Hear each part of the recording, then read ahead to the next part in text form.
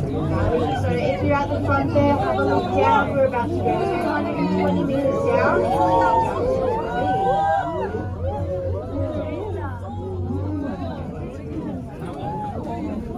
Alrighty. Having a look out on the left hand side is the Three Sisters. So the iconic Three Sisters out there for you. They are one of the most photographed statues in the entire world.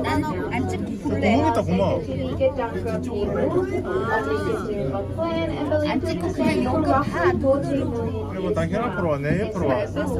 There were 5% of them, but due to erosion, they are slowly eroding away. Having a look out the front of that cabin, you'll see that big flat top plateau out there. That is known as solitary or wouldn't to the Gdanska land, which just means solitary giant or sleeping 여기 밑에 giant. 봐봐. It's roughly 6 kilometers away from us. It is a popular hiking and camping destination with a walking route of 34 kilometers. It takes about 2 to 3 days to complete the entire route.